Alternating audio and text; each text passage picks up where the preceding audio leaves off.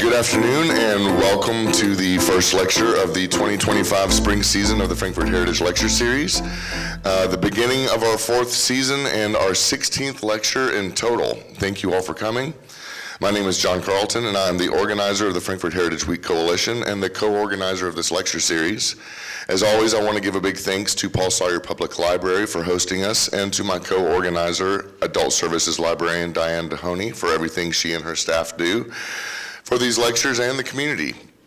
And many thanks to the Frankfort Plant Board and Cable 10 for taping these lectures and hosting them on their YouTube channel, and to the State Journal for always giving us some great additional publicity. I'd like to remind everyone that you can find flyers with the full 2025 spring season of the lecture series printed in the back, and you can find the schedule on the library's website and videos of past lectures on Cable 10's YouTube channel. If you're not already, but want to keep up with the lecture series, be sure to follow the library's Facebook page.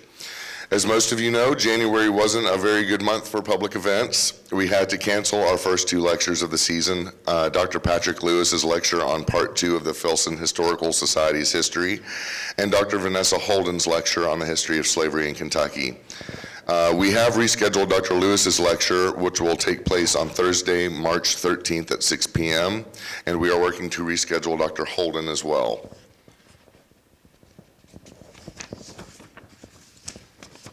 I am so excited for this season. As you can see from our lineup, we have several people who are sentinels in Frankfort history, who each have made significant contributions to our knowledge of Frankfort and Franklin County, as well as to our sense of place and time. Few have done more than Dr. Doug Boyd, Nikki Hughes, Richard Taylor, or even names the average public may not know, like Dr. David Pollock, one of the leading archaeologists in the state and region. But certainly no one has done more for Frankfort and Franklin County's history in modern times than Russ Hatter, who we are excited to announce will be releasing a new book very soon called Russ Hatter's Franklin County Reference, and that we were able to briefly pull Russ out of retirement and schedule him for a pop-up lecture for the release of that book. That lecture will take place on March 18th, 2025 at 6 p.m., so I hope you all will come out and join us. And without further ado, please welcome Adult Services Librarian Diane Dehoney to introduce today's lecturer.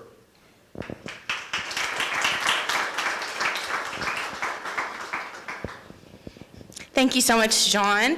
As he said, my name is Diane Dehoney. I'm the Adult Services Manager here at Paul Sawyer. On behalf of everyone here at the library, we just want to welcome you out today. Thank you for spending your Saturday afternoon with us. We really appreciate it. We missed you all last month. We were so excited about those 2 lectures and then had to cancel them, but as John said, we'll be rescheduling. And we've got a lot of great series events on our second Saturday and then also pop-ups. So be sure to grab a flyer in the back, and then also we have some copies of our February-March newsletter for the library are back there as well. So be sure to pick those up. It is my great honor today to introduce Dr. Doug Boyd. He's the director of the Louie B. Nunn Center for Oral History at the University of Kentucky. Boyd envisioned, designed, and implemented the open source and free oral history metadata synchronizer, which synchronizes text with audio and video online. Boyd is the co-editor of the book Oral History and Digital Humanities, Voice, Access, and Engagement. And of course, he is the author of the book Crawfish Bottom, Recovering a Lost Kentucky Community. Boyd served as president of the Oral History Association in the United States for 2016-2017 and conducted research in Australia as a Fulbright scholar in 2019. Please help me to welcome today to the podium Dr. Doug Boyd. Thank you. Can you all hear me as well with this microphone as the handheld? Okay, because I'll go ahead and just use this then if you can hear me. First of all, I just want to get one thing squared away. Did you say Russ Hatter retired? Wow. Pulled him out of retirement. I didn't even know he retired. That's fantastic. So it's really fun to be here because I really haven't thought about this research in probably about 12 years. And I moved away in 2006, went to the University of Alabama for about 10 months. and the University of Kentucky called one night and said, we really want you to come back to Kentucky and head up the Louie B. Nunn Center for Oral History. So after, 9 years here in Frankfort, working at the Historical Society, managing the oral history collection and then the Kentucky Oral History Commission, went to Alabama and then came back to Lexington and really have done a lot of work that I'm really proud of, but a lot of that work that I've been working on has been very technology focused. So it was really wonderful to just sort of return back to really what reminded me of why I got into this oral history business in the first place, and that was in some ways everything represented by the work in this book. So, as I said, I haven't thought about this in a long time. So when John, it's been so long that John just said, hey, did you bring any way to, sell any books? And I thought, I hadn't even thought of that because it's been so long since we published this book that I just I did not even think that would even be something remotely possible. In fact, I was kind of expecting 4 of you to appear today.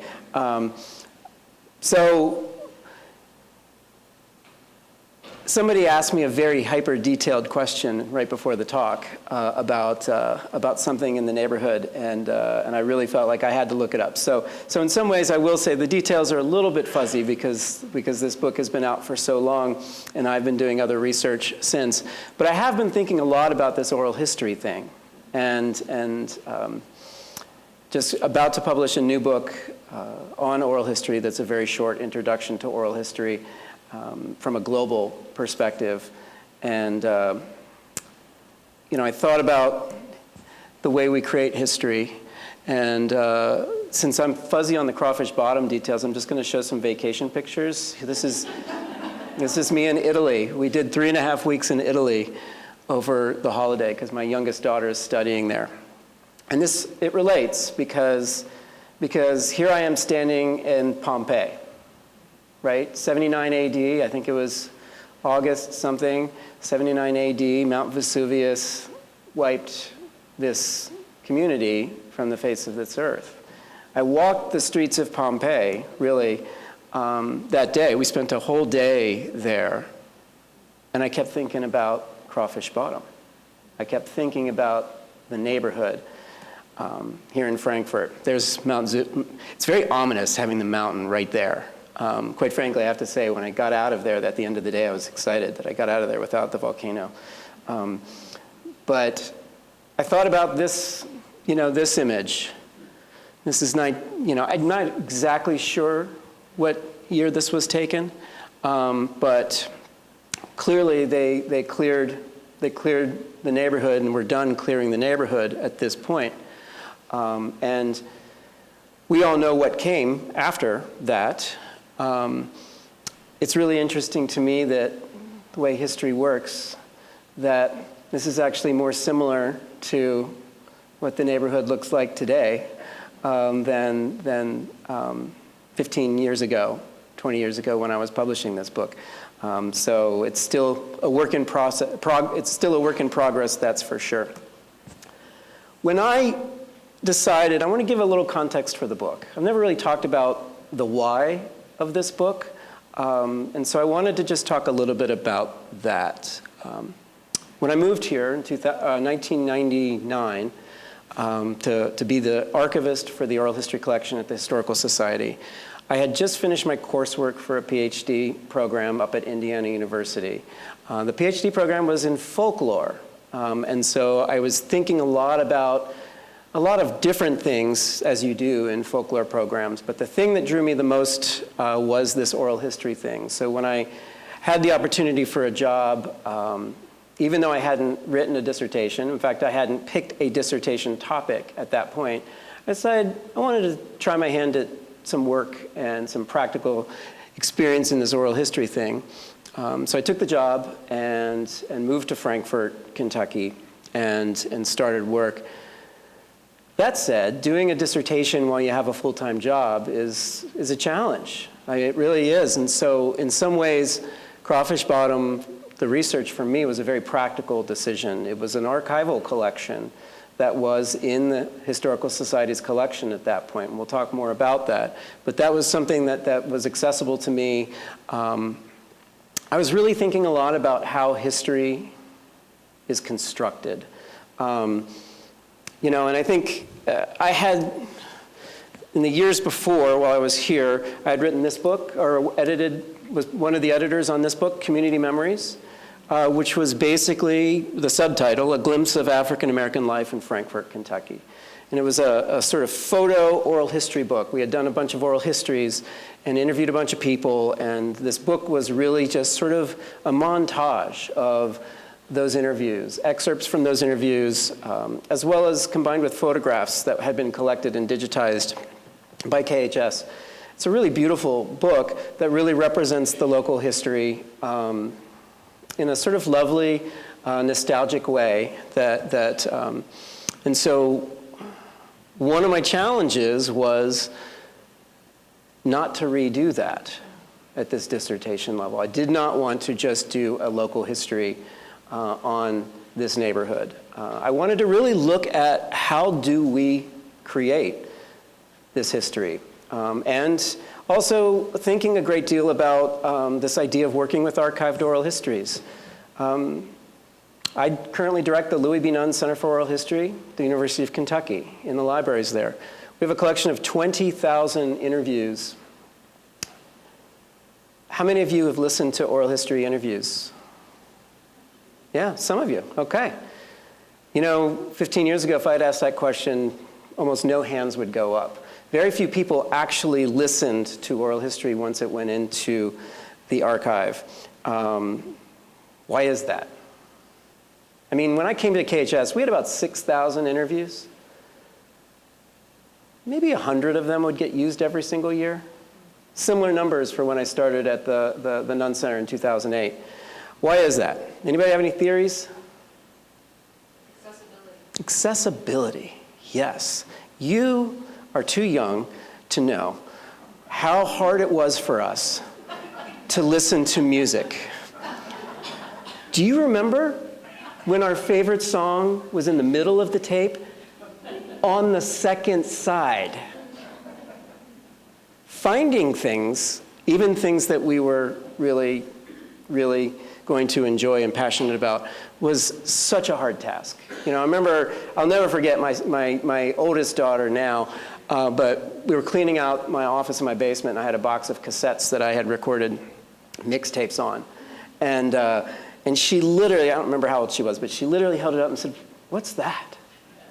And I was like, "Well," and I started to explain to her how tape works with magnetic particles that are imprinted into this tape, and I talked about how this idea of fast forwarding and the linearity of this thing that we had to do to listen to things. And she looked at me and just sort of went, "Pfft, I just want to click on it," and then put it down and walked away. And I'll never forget that moment. I just want to click on it to listen. So very few people were actually listening to these oral histories once they went into the archive. And this really became sort of a life's mission for me. I'm not going to talk about the tech, but as Diane had said, I did go on and invented this little software system back in 2009 that makes the audio and the video searchable. It's open source now, and so it went out, and now it's being used in 52 different countries by thousands of institutions, which is really cool. Now, today, as opposed to 100 or 200 interviews being accessed in the archive every single year, the Nunn Center has over 238,000 interviews being accessed. Now, we have a collection of 20,000. But they're being accessed over 280,000 times a year all over the world. And so this oral history thing is not just this quaint thing that gets recorded and put on a shelf and nobody ever listens to again. It's a big difference than when I began to write this book, Crawfish Bottom, which is really, really exciting. Speaking of which, one of the reasons why I discovered that this collection existed was this gentleman. I have pirated Cable 10 footage. I'm looking at the camera right now, apologizing to Cable 10 for pirating Cable 10 footage. But this is old footage of Jim Wallace. Jim Wallace was the assistant director of the Kentucky Historical Society when I came on board. And Jim Wallace, in the years before, early 1990s, conducted these interviews with members of the community who had lived in the bottom at that point. And they're beautiful interviews. They were in our archival collection. And so when I said what I was setting out to do was to work with an archived collection, work with a series of interviews that somebody else had conducted, and basically look at history through a different lens. And that's really what the book was an examination of this process. Now, what it turned into was a heck of a lot of local history detail that came out of these interviews. But again, the original intention was just to look at how oral history works. So this oral history thing that we have, just a little context for you, in Kentucky, the world actually looks to us as a model for this oral history thing. Does anybody know why? I mean, there's this great storytelling tradition in Kentucky, but it's not that. In 1976, the governor was approached by two journalists, John Ed Pierce and Al Smith, who had this harebrained idea that we should set up some way to interview everyday people and preserve the history that was being lost. And 1976 was the bicentennial. There was a lot of money being spent at that time. So Governor Carroll said, sure. And so he put together a team of brilliant people to think up how this was going to work. They launched something called the Kentucky Oral History Commission in 1976, which has had a few different forms over the years. Ultimately became a grant-giving agency that got absorbed by the Kentucky Historical Society. I think when I was there, we had a grant budget of about $80,000 a year that we were using to support oral history around the state. It still supports oral history around the state. The grant budget has been significantly reduced now, but they still have 2 grant cycles every single year. As a result, Kentucky has major oral history centers now at University of Louisville, the Historical Society here. At the time, we had major centers at EKU, Western, Murray, Northern Kentucky University, but the UK one, which I'm proud to say is one of the bigger ones. Again, now we're bringing in about 1,000 new interviews a year. Just to give you some perspective, we're interviewing 1,000 new people each year that are going into the archival collection. So we talked about how difficult it is to use oral history as a resource, even if you're a serious researcher. If things weren't transcribed, and I have 60 hours of material for you to use, and that 60 hours is the most important 60 hours of information for your research, how long do you think it takes you to go through and pick up what you need to know? It's real time. You basically have to listen. You can't fast forward through it or you'll miss something because so much information unfolds in oral history interviews. So this idea of enhancing access to interviews through these various systems really gets to this thing. And I first started using this little animation my daughter and I did back in like 2001. And we worked so hard on this. But it's this philosophical question, right? If the tree falls in the forest and there's no one there to hear it, does it make a sound? I think about that with oral history a lot. Oop, it kind of fell apart there, didn't it? I think about this a lot with oral history. If somebody, lives their life and that interview is not conducted, what happens to those memories that person has once they're gone? Some of them get passed down, but it eventually fades, just like sound waves. As the tree falls, hits the ground, and the sound waves eventually fade. And I think about this metaphor much like Pompeii in this scenario, that It was really remarkable to me. I'll stop the animation. It was really remarkable to me that Italy has put the resources together to uncover that community. I mean, it's unimaginable, the resources that they have. They're still going. They're still uncovering new buildings and new rooms. They were uncovering a new bathhouse when we were there. And that's been going on for decades and decades and decades. The money being spent on salvaging that community is really remarkable. But if they hadn't done that, it'd be gone. Every single one of those memories of the individuals who were there would be gone. At the very least with Pompeii, you have something physical to look at, to feel, to try to understand. But with something like Crawfish Bottom, the neighborhood, once it's gone, it really remained in memory. And like happens with all, memory fades. So going back to the early days, nobody called it Crawfish Bottom for very long. So what everybody in contemporary times referred to this as was the Craw or the bottom, or bottoms. It was one or the other. Typically, Craw or the Craw was referred to by neighborhood outsiders, whereas as the bottoms tended to be something that neighborhood insiders referred to the neighborhood. Supposedly, going back into the 19th century, both names derived from Crawfish Bottom, but very quickly, that phrase, Crawfish Bottom, those two words strung together, disappeared, and it became one or the other. I know this because for about 6 months, I drove to the University of Kentucky to the library and went through microfilmed newspapers from Frankfort manually. Again, I pull up the cassette tape, and I just sort of giggle when I think about newspapers.com now and the ability you have to just find it all. But I spent 6 months going through Frankfurt newspapers looking for any reference to this neighborhood. And I really did pinpoint it down to a single journalist in a single, about a month or two, where he was referring to it as Crawfish Bottom. But very quickly, in journalistic representation of the neighborhood, it became Craw, the Craw, and pretty much that by the journalists. I didn't hear the bottom or read the bottom in early newspaper at all.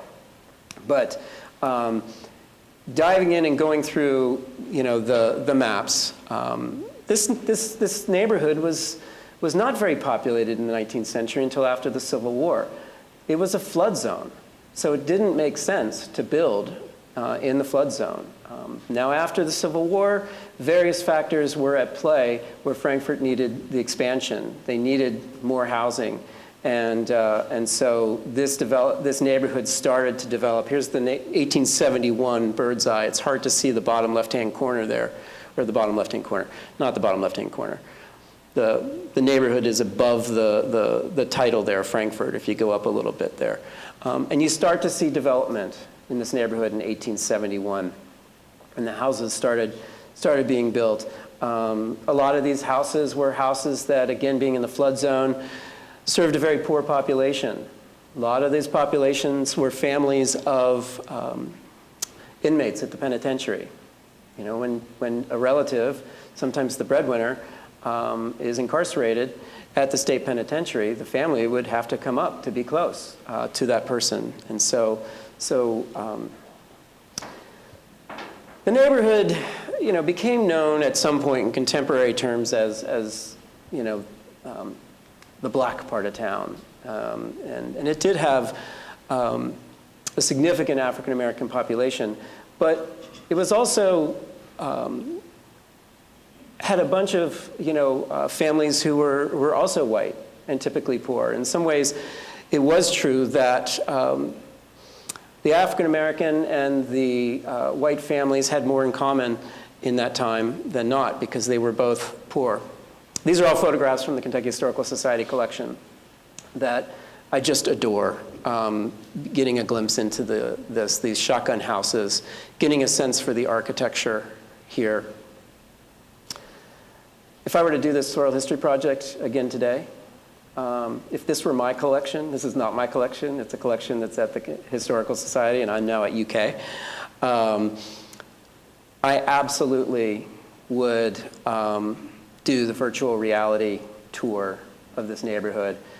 They have a photograph of every single building in there because those photographs were created during urban renewal to map out and to assess the cost of the homes. Jim Wallace was at the Historical Society, was part of the effort to save those urban renewal records. That's just gold.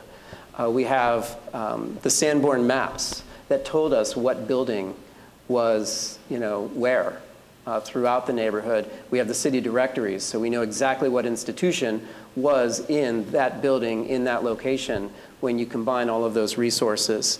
And now what I would want, because we have this great capability digitally, would be for you to be able to walk down these streets virtually, listen to these stories, and turn and look into the buildings. Because it's so beautiful. So the river, as we think about, I look out the window and saw that the river's a little high today, and it's moving. And it's something that when you live here, you sometimes take for granted. But the river, in some ways, both created this neighborhood and destroyed this neighborhood.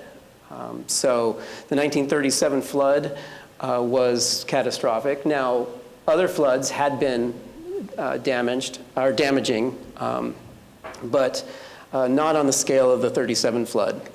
And the 37 flood was a hard one to recover from.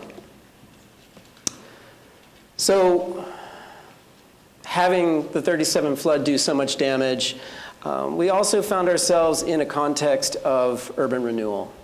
What happened in this country from the 50s through the 70s was a massive national movement of wiping out neighborhoods. Many of those neighborhoods were black neighborhoods. Many of those neighborhoods were poor neighborhoods. But most of those neighborhoods nationally were communities, had people living in those communities. And the idea was we're going to turn these places into thriving commercial centers, right? So we're going to kick everybody out, but everybody's going to come back in and shop. And we're going to just economically grow. And that didn't quite come to fruition. The urban renewal policies in the United States are very controversial. But when you look at the story of Crawfish Bottom, you can see all the plays that went in to justifying the destruction of the neighborhood. So you go back and you see official reports labeling this place as a slum. In fact, these photographs that I just showed you were from the collection The Slums of Frankfort, was the name of the collection of photographs.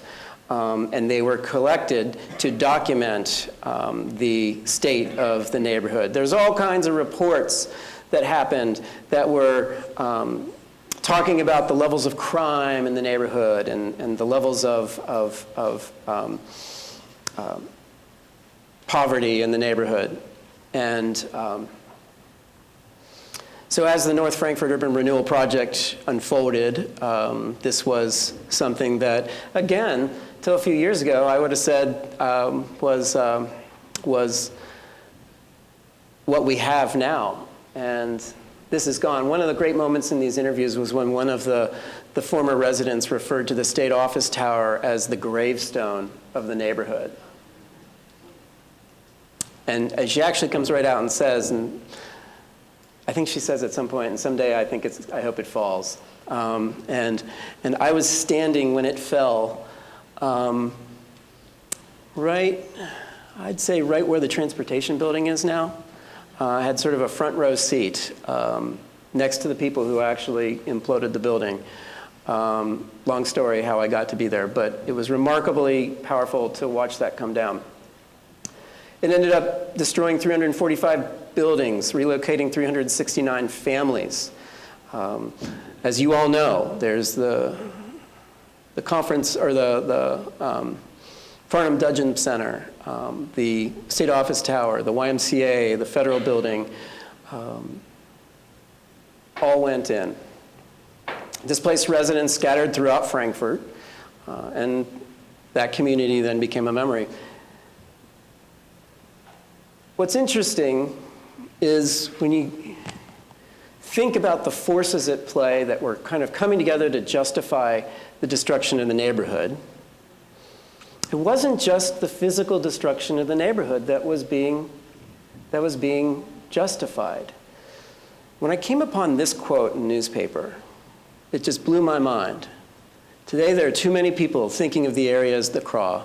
We have to overcome this stigma. When our kids grow up, they will never know the Bottoms were there. When you think about that. Now, I've had some people who knew Farnham Dudgeon and said, you know, his intentions were really good in this whole thing. But when you think about what is in this statement and the power that's in this statement, that's a pretty horrifying statement. We're going to erase the history of this community. That was the maybe unconscious process that was happening. It might not have been this, we're going to, you know, that blatant, but that's what's happening, essentially, with that mindset. Well, why was that? As I said, they had come up with all kinds of reasons to justify this, but ultimately, there were entities in the city that were painting this part of town as the slums. And they were painting this town as the hotbed of criminal activity. And there was even a study that said the largest percentage of sexually transmitted diseases in this city were coming from this 8-block area. You know, so they were really making their case at that point. And it became the reputation. So let's listen to a couple people talking about the reputation of this neighborhood at this time. So this first one is a gentleman named Harold Collins, who was interviewed not by Jim Wallace, but this was an interview that was in the oral history collection at the Historical Society. Let me hit play. Well, yes, it really has changed tremendously, not perhaps as much as other cities, but it has changed, particularly in the Capitol Plaza area, which was Craw, which we knew it was Crawfish Bottom, actually, with the original, or Crawfish Bottom, which was the original appellation that they used for. But the people who lived there were known, I hate to say this, but popularly known by the other Frankfort people as Crawdads. And they lived down in this Craw area, which was a slum of definitely a slum, and a rather criminal slum, because it was known to be one of the worst areas in the United States, especially in a small city.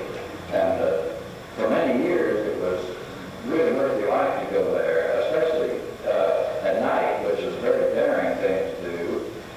Some of the boys who would get their nerve up and go in a group on Saturday night usually regretted it, because they ended up not being chased out, beaten up, and then thrown out because they weren't welcome.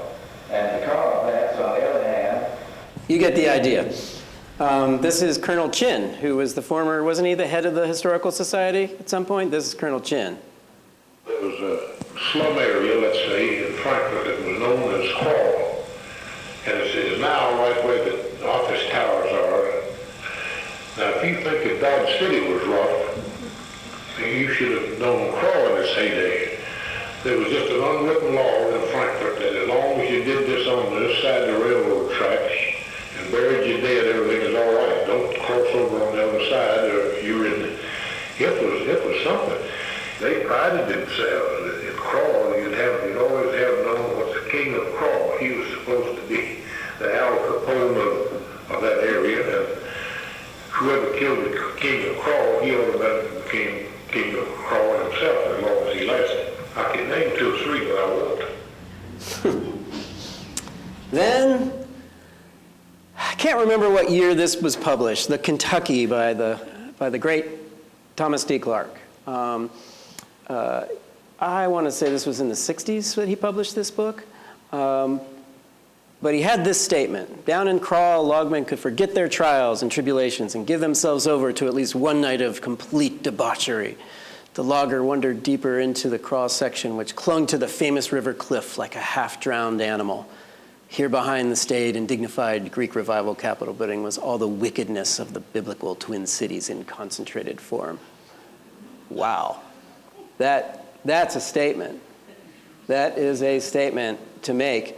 So part of the, some of the newspaper headlines that I got in that 6 months of research, breach of the peace among some colored folks in Crawfish Bottom, where they shamefully desecrate the Sabbath and horrify all decent people by shouting, racing, swearing, gaming, in many ways, and committing all manner of acts of satanic deviltry. 2 killed and 3 wounded in a riot in Craw, battle between soldiers and civilians, 1909. So this is really, late 1800s, early 1900s. War on the Saloon promises good results. 6 houses and small stables in Gas House Alley, the city's prescribed section, were destroyed by flames early yesterday morning. They're referring to what's later down in later lines as the red light. All but 3 of the houses have been destroyed. They were a rough class of people who didn't mind killing or being killed. That was 1974. Police officer, G.T. Gill. So I never was really good at math. My father was an electrical engineering professor, and I was really, really good at math, and I never got that gene. But if you think algebraically, and we think A plus B equals history, what are the variables? In the case of Pompeii, the first variable was we had physical buildings. Now we got to figure out how did they use these buildings, because there's no records that we could find. And so you had to kind of reverse engineer history. In the case of this neighborhood, it was reputation plus 0 equals history, right? That's all they had. Or that's all they had discovered at that point, was the reputation. So public memory generated this image of this neighborhood that was a hedonistic place that was violent and criminal and scary. 1975, in 1975, Ron Herron at the State Journal wrote an article. He had interviewed this gentleman, James Papa Jazz Barry. Papa Jazz really was the first voice to come out and say, y'all know, this was actually a really close-knit community. We had great schools, we had great churches, and were there problems? Yes, but ultimately, this article, 1975, February 9th, in the State Journal, really was that first statement to come out and say, you know what, there was merit and beauty in this community. So at some point, a young Jim Wallace stumbles upon this article and really sets out to overturn perception of this neighborhood. He does about 30 interviews in they were actually in 1991 were the interviews, and they were archived at the Historical Society. And he really intended to reclaim the story. So he would come right out. Here, I'll show the footage, the pirated footage of Jim again while I say this.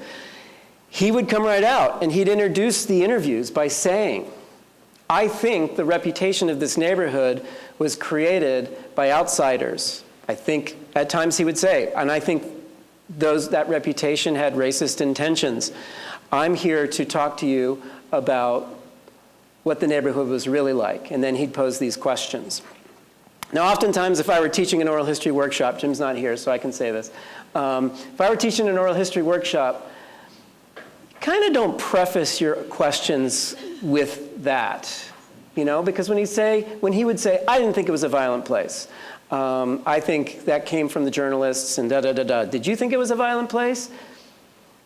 Do we have any attorneys in this audience? That's leading the witness. That's right. That's leading the witness. Good oral history practice would be to ask that question, tell me your perception of the neighborhood, not, I didn't think it was violent. I think other people said it was violent because they were racist. Did you think it was violent? And absolutely, leading the witness. And most often, the case, they'd answer by saying, no, I didn't think it was violent. I didn't think it was violent. And then a few minutes later, they'd come back and say, but I remember that shootout in the street. We'd hide behind the barrels and watch two men shoot each other in the street. We had one husband say, no, it wasn't violent. It wasn't violent at all. And the wife in the background said, what are you talking about? There were cuttings there all the time. And he said, well, he didn't ask about the nightlife. That's splitting hairs a little bit. What happened is Jim came in to create a counter narrative. He came in to create an alternative story that sort of disproved things. But what turned out to be the case is it's a lot more complicated than that. Even Papa Jazzberry in his article was talking about some of the challenges in the neighborhood. It turns out the people talking to Jim Wallace were not just saying we never locked our doors, but they were also saying, talking about some of the things in the neighborhood that Jim was trying, represented the perceptions that Jim was trying to overturn. So let's take a moment to listen to some of the interviews here. So I'm trying to get an accurate picture of what life was like and what happened to a people that I feel got used, abused, and pushed out. That's what Jim was doing. And to me, Jim Wallace is the Luke Skywalker of this story, because he really set out to do something really amazing. So here's a clip of Henrietta Gill. There's so much that has not been written down that is only in the memories of people. Like I was telling you earlier, a few things I've read about Bottom were mostly written by white people who did not live there, who maybe heard some anecdotes or stories from friends, and so they wrote about it as if the whole place was sort of a hedonistic kind of red light district. No. And you remember Bottom, what comes to mind? Well, there's so many things. The first thing that comes to mind, neighborliness, closeness. We were black and white together. Next door to me was a white couple. If I had food and my next door neighbor didn't, I shared what I had because we were all poor together. There was some that had a little more than others, but as being black, most of us were poor. Mary Helen Berry.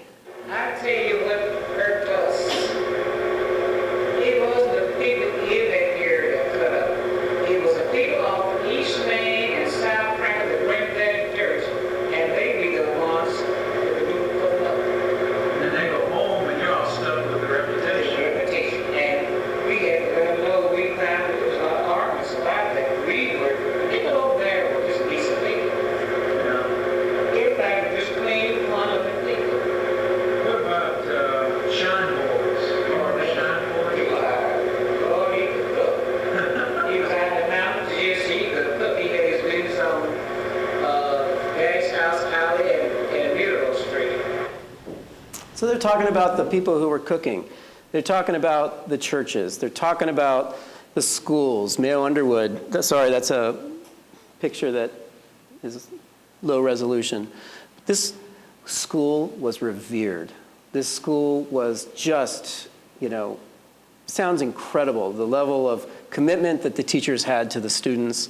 They'd go down the street and talk about the different, again, these were blown up and low resolution, so I'm sorry that they're a little blurry.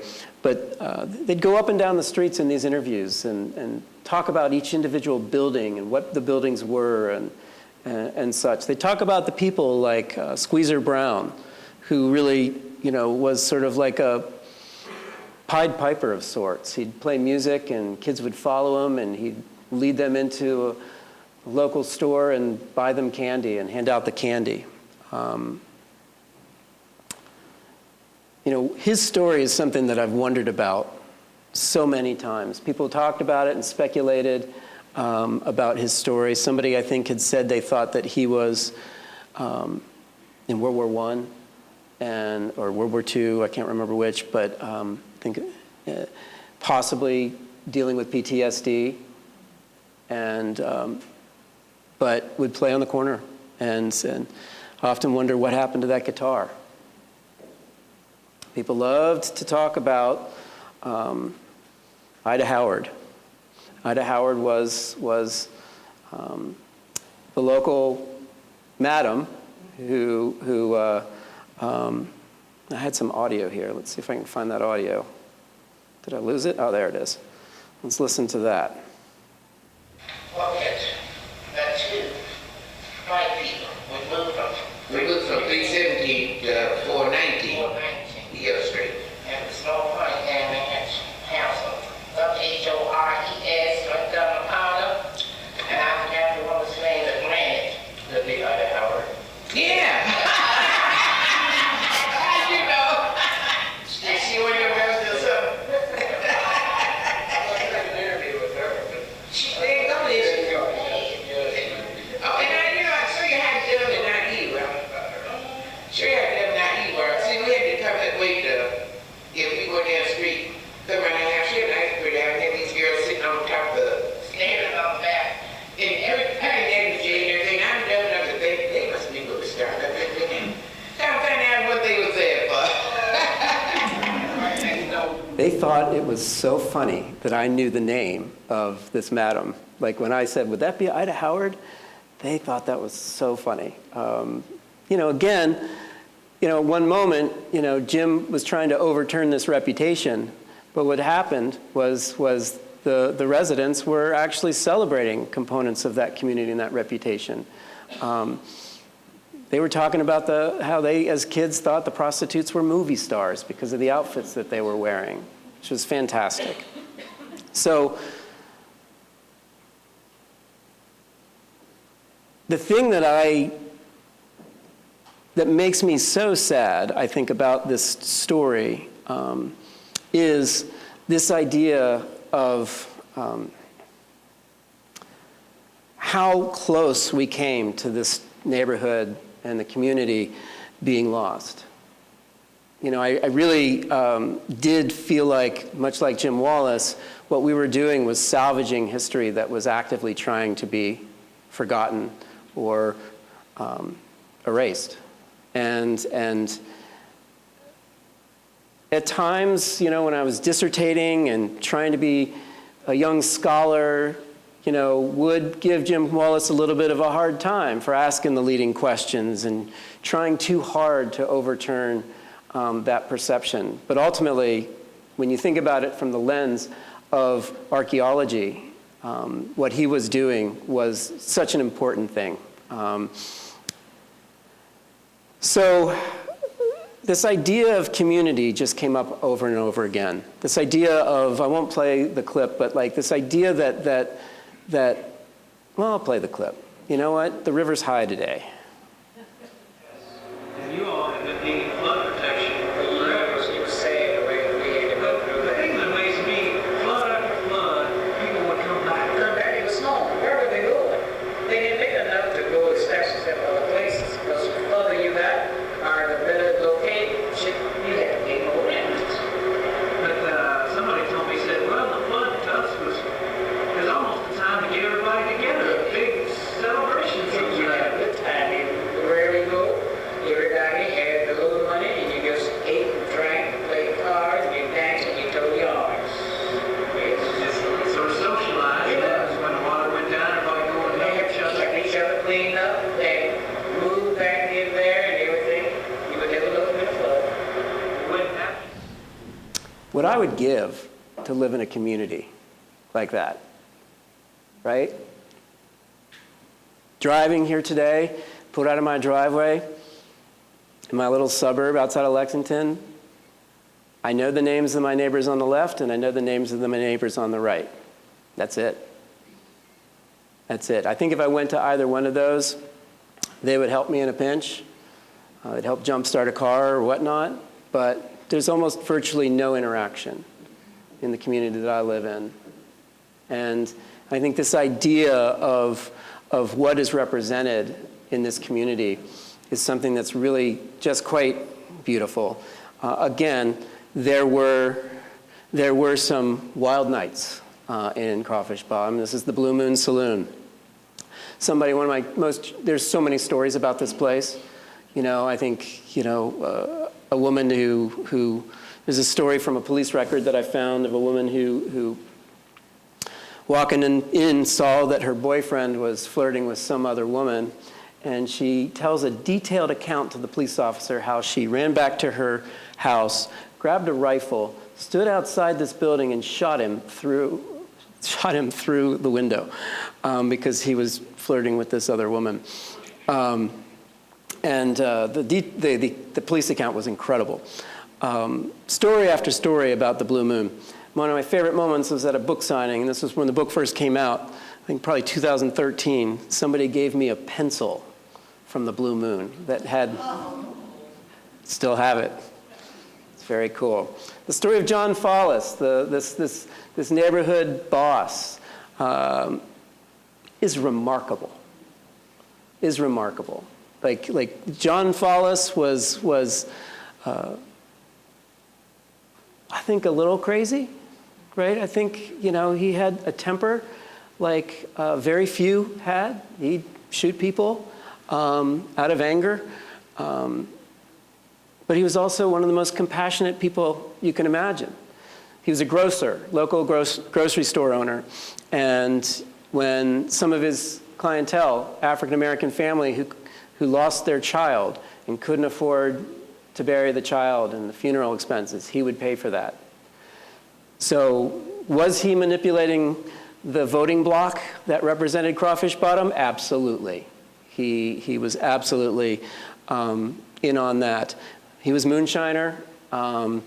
At one point, pre-Prohibition, had a job at what was Buffalo Trace Distillery at the time. But he, did he have a fight with his wife and get so mad that he faked his own death by blowing up his houseboat and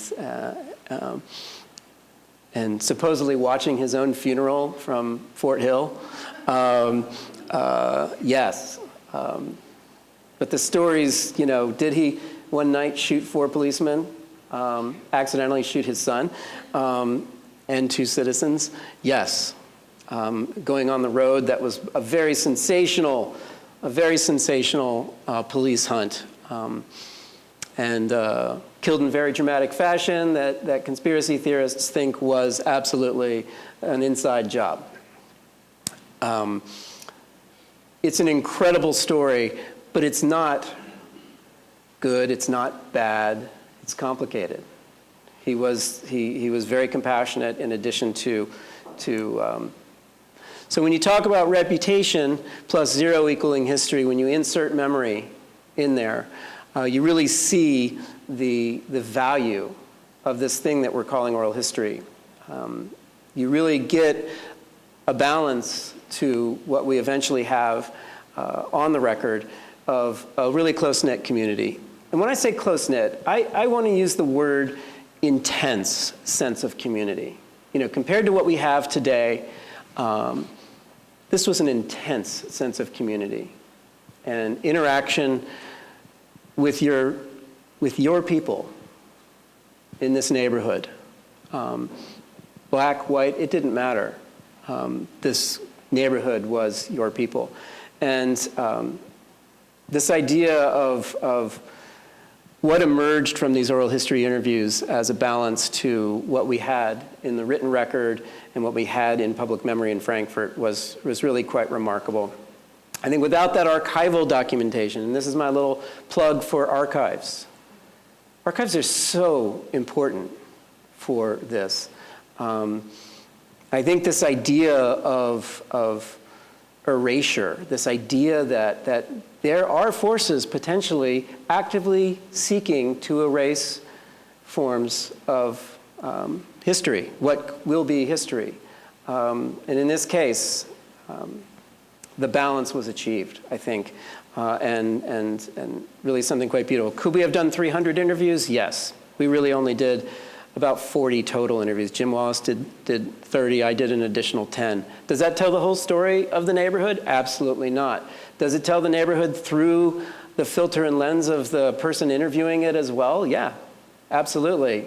When I interview somebody, the questions I choose to ask, the questions I choose not to ask, make a difference in terms of what final result is emerges from that story.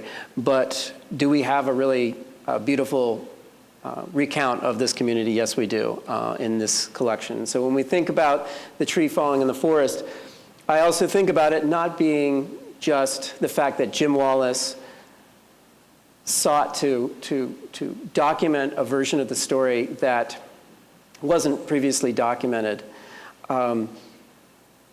Because just doing an interview, that really truly only creates the potential for that history to be told. That interview then could go sit in a shelf. There are interviews over there in at the Kentucky Historical Society down the street that I guarantee have been sitting on a shelf. They've probably been digitized, but nobody's listened to it because it's not online. Because why? My daughter. I just want to click on it to listen, right? Again, the Nunn Center has really led the way, I think, nationally and internationally for creating models for enhancing access to these interviews, which we are doing, and it's amazing the impact that's happening. The discoveries that are being made, similar to what we were able to discover on a micro level with Crawfish Bottom. So I'm going to say oral history is important to do, but oral history is also important to keep and to preserve and to make accessible so that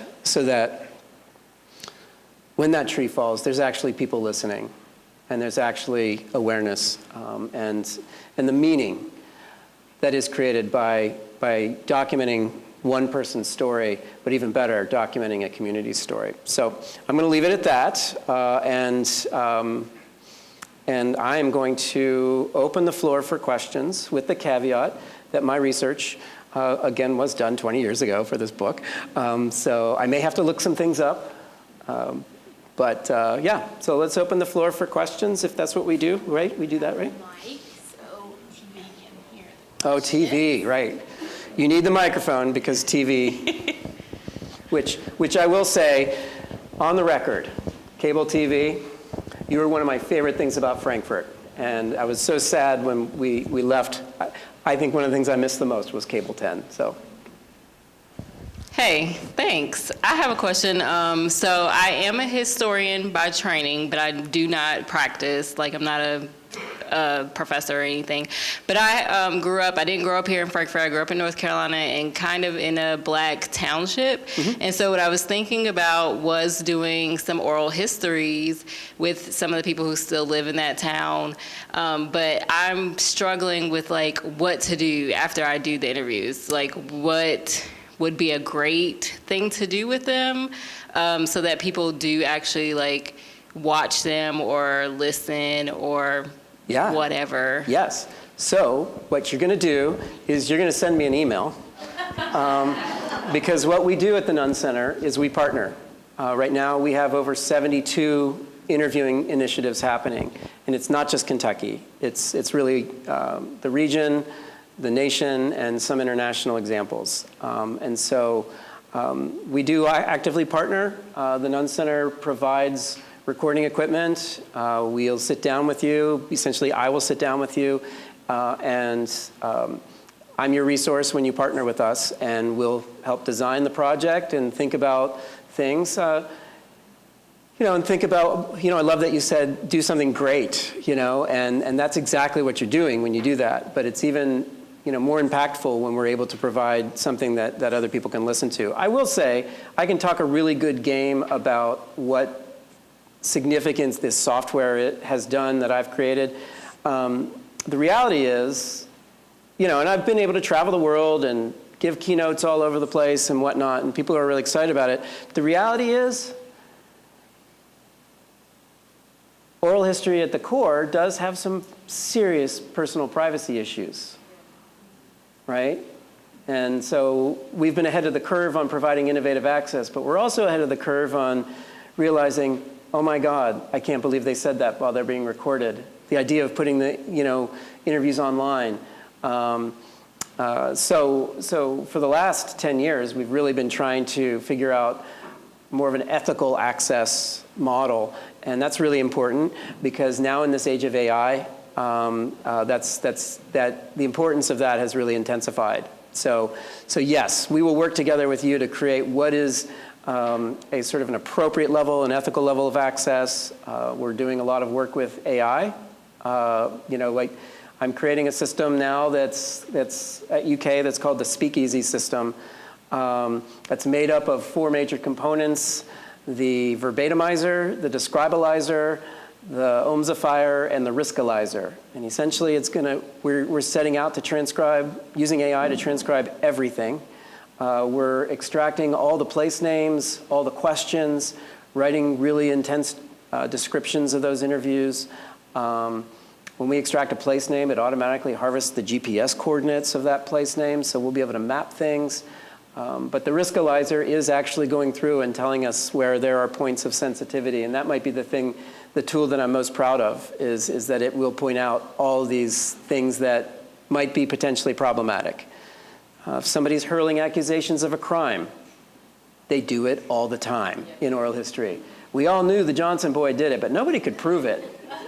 Well, the Johnson boy is now in his 50s and is mayor. It's a problem to put that out there. So I think, I think that when we talk about, I love that you asked that question because I want to encourage you, and we will absolutely work with you if you're interested. The most important thing is so many people go out and do interviews. Jim did these interviews as part of the Historical Society and as part of this notion that we have an archive and so we're going to archive it. So he did it from an archival standpoint. He did it for a master's thesis, but he really did it just to preserve this story. A lot of times nowadays, people are doing it for podcasts, or people are doing it to write a book. We've had, oral history projects done to create poetry, or theatrical productions and whatnot. But just remember to archive it, because archiving it is what is going to ensure that after you're gone, and we will all be gone at some point, that story will live on. So email me. I'm super easy to find, Doug Boyd, Oral History.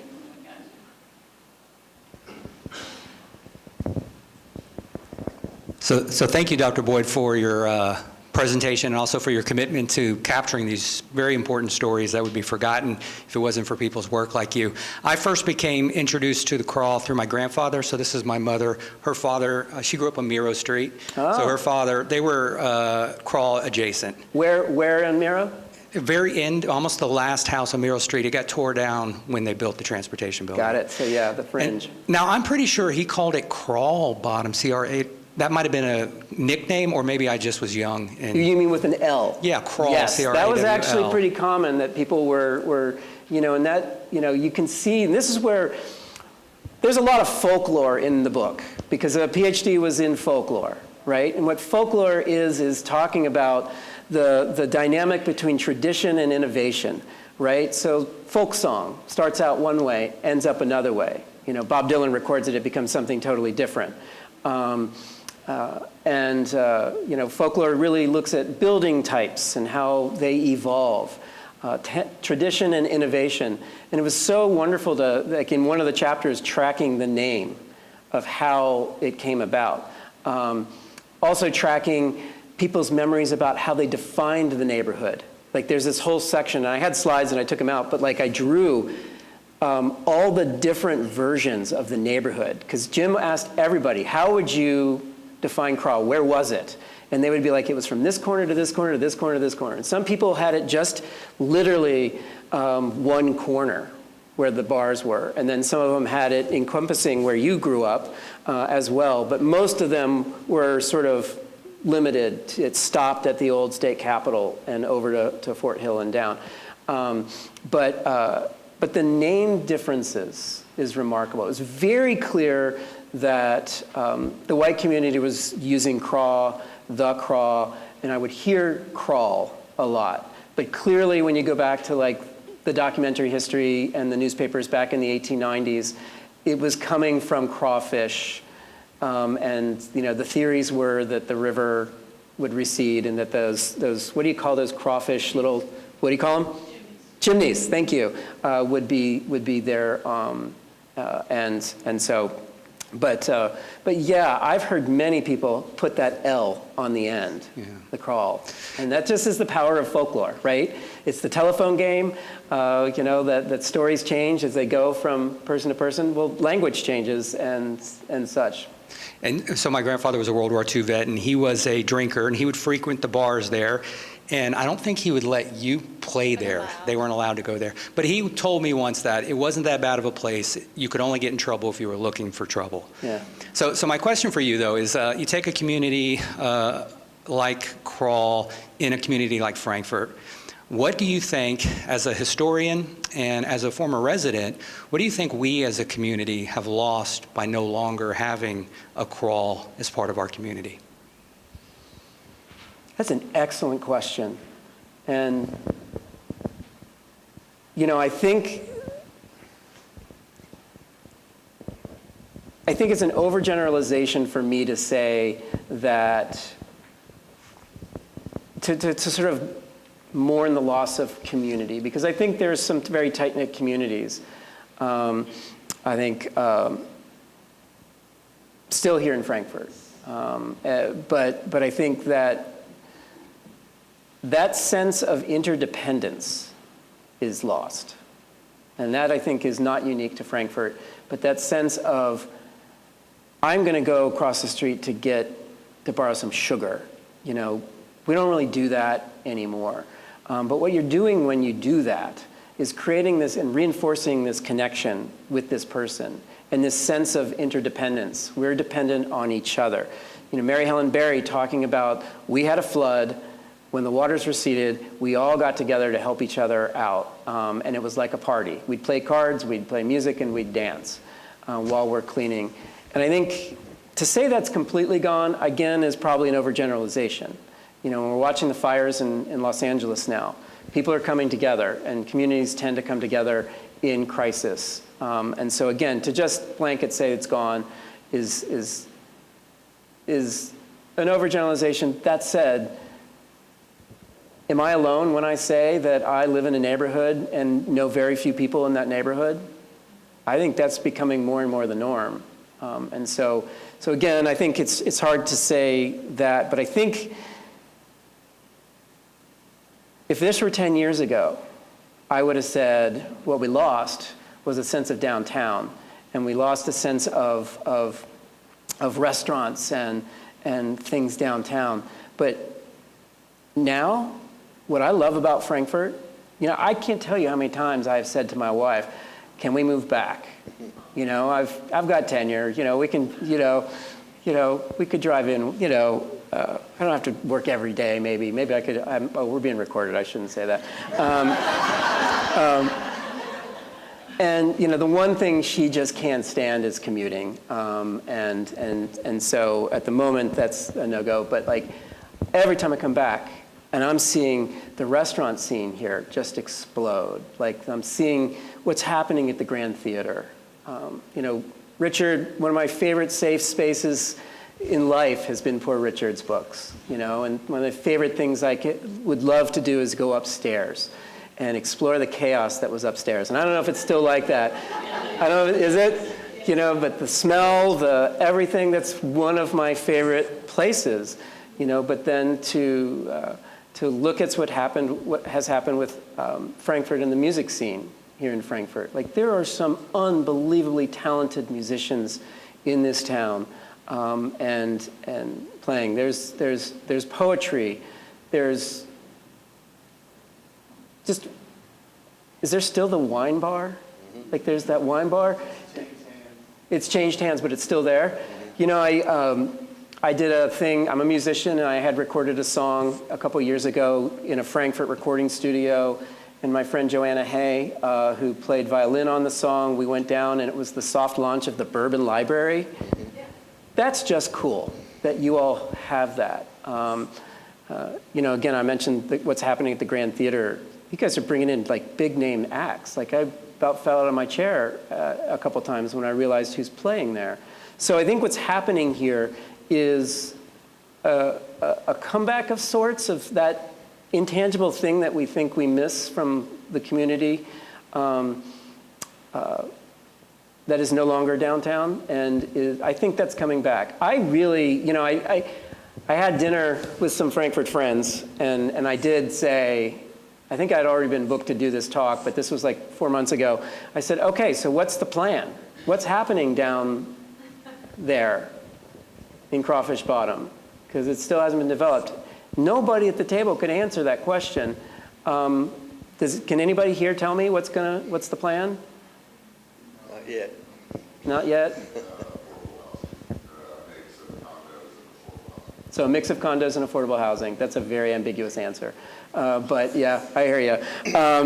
So I cannot wait to see, what does come in there, and hopefully it's going to be that thing that is going to foster a greater sense of community. This idea of nationally, we're going to kick the people out of downtown so that they'll come back to downtown and shop, was just such a flawed mentality.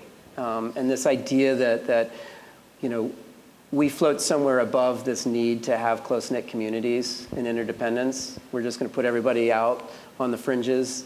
Was pretty pompous, I think, of us as a society to think about that. And so what I long for really is a return back to that sense of community and kind of interdependence. And I think, we live in a society that could really use that right now. So that's not really a direct answer to your question, but your question was really hard, so. Sir, one of the questions I have for you is, I'm one of those guys that watches Cable 10 from time to time, and all the time actually, and happened to catch on when Mr. Wallace was on there, and he was speaking about John R. Follis. And, I kind of got interested in him, did a little research. Turns out somewhere up the family tree, I'm related. Yes. To John R. Follis. Apparently, one of my great-great-grandmothers was a lady that he was not married to, but... what was her name? Last name was Blackburn. What was it? Blackburn. Blackburn, yes. And anyway... She was described as the Sophia Loren of her day by people in this interview project. So, and I worked... That's where it comes from, I guess, right? In doing this book, I cannot tell you all the Follis family members that I reached out to try and get a picture of her. And it never came about. There's one picture that is supposedly in existence, and I just couldn't get it. I actually worked with John Fred Follis at Boone National Guard Center on the helicopters, and we got to talking about it and found out we're, way up the tree, we're related. But my question was this, is I've done some looking around to try to find some resources on John R. Follis, and I found a book that Paul Sawyer has, and I read it, Concerning the King of the Craw. Yeah. It's a great book. It's fiction, though, wasn't it? Wasn't that sort of like a... Yeah, ish, I guess. Fiction-ish, I guess that's such a thing. But such a rich person of that kind of era. I mean, do you know if there's been any talk of like a documentary or a play or a book or anything regarding... I mean, if doing the history, I mean, he's a little bit of a Tony Soprano, right? A little bit of a Robin Hood, a little bit of a, I mean, he was the king of the crawl back then. And he was so complex. Yeah. There's so much Such drama. a rich story that he could provide to the people. So I just wondered if you had ever heard of or and the folklore knew of anybody who was interested in doing something like that. I can't tell you. Like, I'm not going to name drop, but like, I've in my position, I get to interact with some, important people in entertainment and whatnot. And I've had a couple sort of movie star type of people who I've just been like, you got to read the chapter.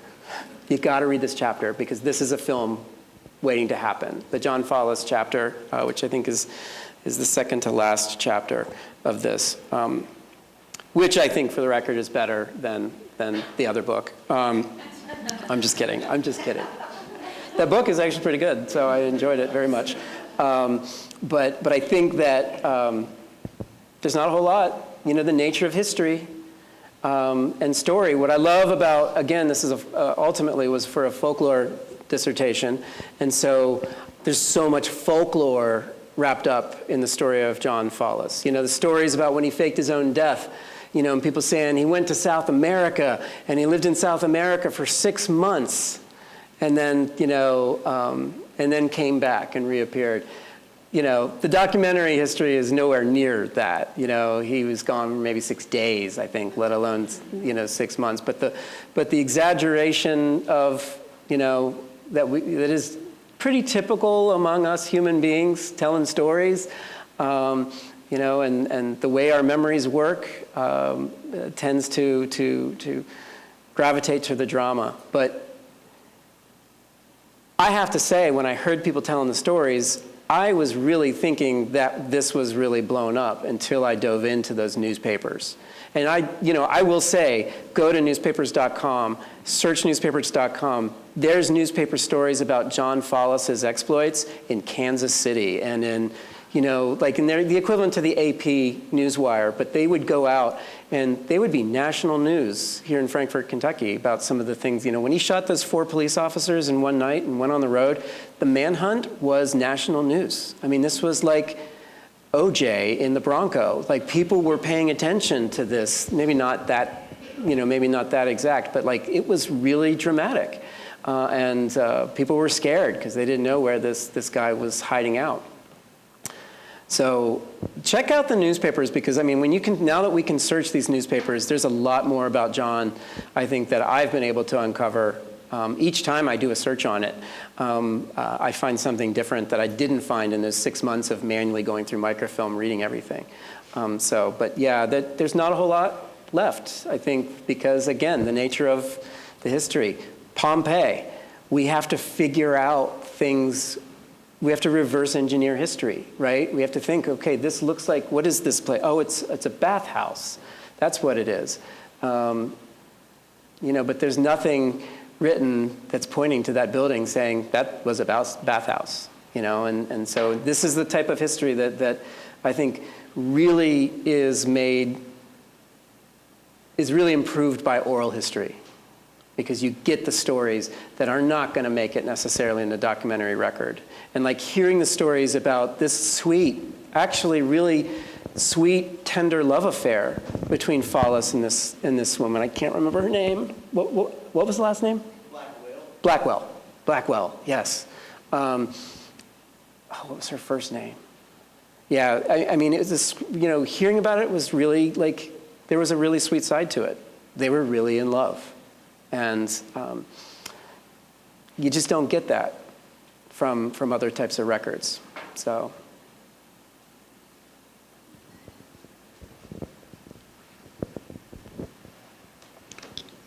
A couple of questions and then a little story. Sorry, wait. Ida Mae Blackwell. That's it. Ida Mae Blackwell. Ida Mae. Isn't that it? Is that it? Yes, sir.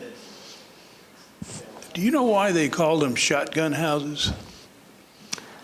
You know, there's some folklore about that, but there's a guy named John Vlatch who's written a really good book about the history of the shotgun house that ties it back to Africa, actually. And the history of the shotgun house is really amazing as a house form. I do not know offhand why they call them shotgun houses, but there is an incredible book about this. The story that I have come upon several times is back in that period of time, they taxed you by how much road frontage you had. And of course, these being poor people, you know, they built long houses. Yeah. And not like South Frankfort or Sure, yeah. something like that. What about the influx of people and everything that came into the bottom due to the prisons? Do you discuss that any? Yeah, we do. The chapter 1 really sets that scene, I think, of the prison, but also slavery ended too. And when slavery ended, there was the need for housing that was very real. And so when you go back to the records and you can start to see who was living in this neighborhood in these early years, it was very clear. You know, at the same time, there was also people who had nothing to do with the prison, you know, who were living there as well. So, So it's a, we at some point I did like a cross section. We were going through the mapping, like, because we had, again, Jim Wallace had done some of this, and then I picked it up where he had taken the urban renewal maps, which mark every single house location. You got a picture of all of them if you cross-reference the files, and the assessment record of that house. If you then take those maps and you go to the city directories and you write, and we were writing down, he had, again, started this and did a really amazing job of mapping things out. You could really see who was living where and what they were doing and things like that. And I remember, I have a distinct memory of writing the book, having a good friend from out of town. He had just gotten married like 3 months before. He was a bit of a troublemaker. And I had to do some research because I had taken the time off and was going to work on this book while he was there. And so he was helping me, and we were going through the maps and doing that kind of data, cross-referencing and figuring out who was living where and whatnot. City directors are incredible. And so I'll never forget, like, his wife called at one point, and he picked up the phone, and she's like, "What are you guys doing?" And he said, "We're just cruising the streets of Frankfort looking for where the prostitutes live." And like there was like, "What?" The phone, he hit us screaming on the phone. It was like he was very much a troublemaker. But that's what we were doing, is going through, figuring out who was living where. And it was, yep. Yeah, and you really could get a good sense of that when you bring in the census too. You bring in the census to really flesh out the story. That's why I say, it was very working class. So it was a great cross-section of people, but they had police officers living in that neighborhood. They had, obviously restaurant and bar owners, grocery store owners, but when I say that what I really would love to see is like a virtual reality walk-through tour, I can't tell you how possible that is now. That is so possible that we have a photograph of every building.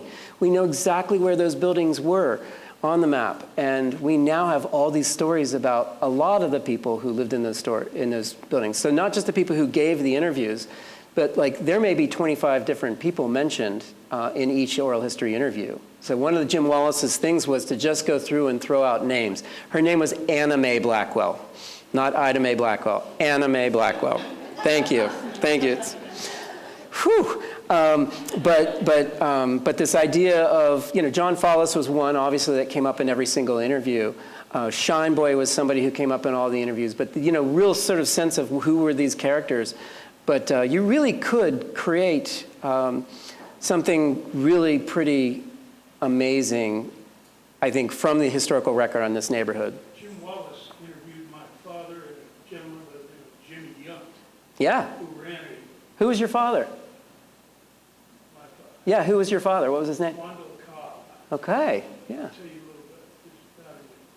He interviewed them because my father basically came to Frankfort as an orphan on a paddle wheel boat. Lived in Crusade in the bottom. Matter of fact, that picture you always show of Frankfort with the hillside cut out and everything. There was a house and barns, and man operated a contracting business and bootlegging business and some other things. He took my father in. And anyways, he grew up with the Follis boys. Not all the, well, he never told me all the crimes he may have committed, but he grew up with Carlos, Fox, number, I can't remember now. But the thing is, he came here, and as he was growing up, a company came to the distillery to build some tanks. I took a liking to my father and told him, if you'll go to welding school, you'll have a job for the rest of your life. Well, I'll skip all of it. He did, They came back again. He hired on, worked for him for 40 years. He built the largest sphere, atomic sphere, to hold the second atomic reactor at Seawolf. He built a dam, was a construction superintendent of a dam in West Pakistan. He built one in New York. This is a little boy. Had a 4th and 5th grade education. And that was the only education he had. But he came out of this bottle. Wow. That says so much. And Thank you for sharing that. I've heard them all and seen them. And I have a very large collection of stuff in Frankfort that I don't know what I'm going to do with. And I don't know where the best UK, Frankfurt City Museum. Frankfort City Museum. I'd like to talk about it. Thank you. I may decline to answer that question about who the best is in terms of the place, but we have partnered with the Capital City Museum on oral history projects too, and I think it's really important to give it somewhere. One last thing. I ordered some pictures of downtown Frankfurt in the 20s and 30s. They came to me. I've ordered 50 or 60 of them from this location. They came as black and white photo that you just took out of a tank, and they came from Australia. Oh, interesting. Why they had them, I don't know. I don't know. All right, we have time for one more question. I just didn't really have a question. I just want to say that my dad delivered newspapers in Craw. Wow. And they always looked out for him. And then he was young, 7, 8 years old, but he snuck in the bar, and she ran him out because she caught him listening to the jukebox and watching him dance. But they always looked out for him. He didn't come from Craw. He came from Wheels. What was his name? John Triplett. He's 88 now. Yeah, that's fantastic. All right. I could sit and listen to those stories all day. That's a connection. Everybody, please give a round of applause for Dr. Boyd. Thank you so much. And I do want to say, since several things were mentioned, Community Memories and his book, Crawfish Bottom, you can purchase it at Poor Richard's Bookstore, Capital City Museum, I believe, sometimes also KHS Bookstore. So there's plenty of places to get it here. And Richard, you can pick it up from the library as well. That's right. Richard, at some point, somebody from Poor Richard's told me that Crawfish Bottom ranked 2nd in sales that particular year behind 50 Shades of Grey. And that is one of my proudest moments. So. And he mentioned newspapers.com. There's now, in the last year, over 1 million pages of Frankfurt newspapers on newspapers.com, searchable by keyword. So it's like $70 every 6 months, well worth it. Or go to a library that subscribes to it. Right, and a lot of their newspapers that they got came from UK libraries and KHS. Yeah, so they're incredible. Yeah. So thank you all for coming, and our next lecture is there's a flyer back there also with the full schedule. So thank you all for coming. We'll see you next time. Hope you feel better.